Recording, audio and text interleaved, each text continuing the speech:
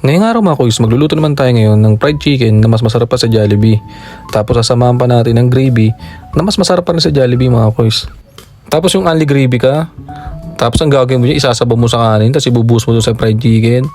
Talagang maglabas ka talaga ng kanin pagka mga ganitong diskarte ng kainan mga kuys. So tinan nyo naman, sobrang solid niyan. Ito pala una kong diskarte mga kuys sa fried chicken. Mamarinate muna natin yung manok sa paminta, kalamansi at pampalat na patis.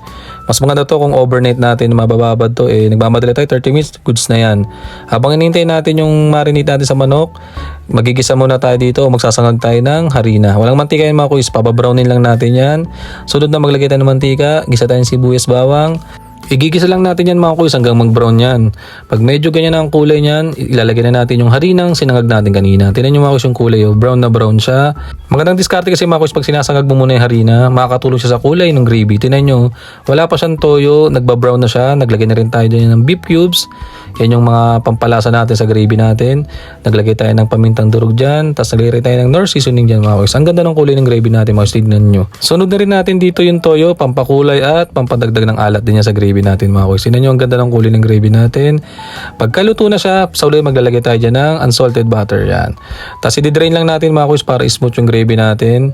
Tignan nyo yan mga kuys, ang ganda ng kulay ng gravy natin. Hindi lang maganda tignan yan, ang sarap niyan mga kuys. Tignan nyo, diba? Smooth na smooth mga kuys yan. Tapos ito mga kuys, magpiprito na tayo ng manok, maglagay tayo dyan ng mantika. Mas maganda lubog talaga na lubog yung manok mga kuys pag nagluluto tayo para mas maganda yung pagkaka-prito natin yan. Prepare na rin natin mga kuys yung gagamitin natin sa fried chicken yan. Gagamit lang tayo ng 2 itlog dyan, maglalagay tayo ng pampalat na hibisco asin. Haluin lang natin yan mga kuys. Tapos gagamit tayo ng 2 cups of flour. Yan mga kuys, tapos gagamit din tayo ng 2 cups of cornstarch. Yan mga kuys, yan yung sekreto nating malupit yan mga. Hindi na tayo maglalagay ng asin dyan sa ating harina at cornstarch mga kuys, kasi naglagay na tayo sa itlog at mayroong pampalat na rin yung marinate natin sa manok yan. Tapos yan mga kuys, una natin siyang ilalagay sa itlog, sunod dun sa ating mixture ng ating cornstarch at flour. Yan. Ang ginamit natin sa wet, yung kaliwang kamay natin, yung kanan natin para doon naman sa dry mga kuys, para hindi naman mag-halo-halo yan. Tingnan nyo mga kuys. Kaliwa lang ginagamit natin dyan. Tapos sunod natin gagamitin yung kanan natin doon naman sa dry. Itong ginamit natin ng mga ingredients ito mga kuys, sobrang basic lang nito. Talagang pag nasa bahay ka, kayang-kaya mo to.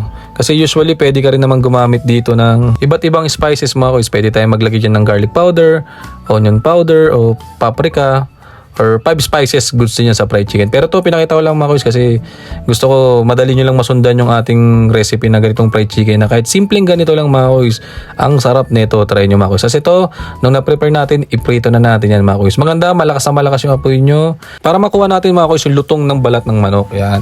Kasi kung ito ay mahina yung apoy tapos hindi ito deep fried, hindi ko lang sure kung makuha natin gandang ganitong fried chicken na mas malupit pa sa Jollibee mga kuys yan. Tapos yun mga kuys, i-check lang natin, ibabaliktad lang natin siya para hindi naman masunog yung nasa ilalim mga kuys yan. Tapos tatakpan lang natin to. Tapos yan mga kuys, i-check natin din ulit, baka mamaya may nasunog na tayo dyan. Pagka ganyan yung kulay niya mga kuys, makikita mo naman sa kulay niya, talagang golden brown na siya. Ahon na natin yan mga kuys, i-drain natin ng maayos yan. Tignan nyo naman kuys, so parang Jollibee na malupit to. Ayan mga kuys, pinakita ko sa inyo hindi siya mahirap. Sobrang basic lang magluto ng fried chicken na mas malupit pa sa Jollibee. Tignan nyo naman mga kuys. Madaling sundan mga kuys, madaling gawin. Tapos lahat ng ingredients, madali lang din hanapin. Sinimplihan lang natin mga kuys. Nakaluto tayo ng fried chicken. Salamat mga kuys.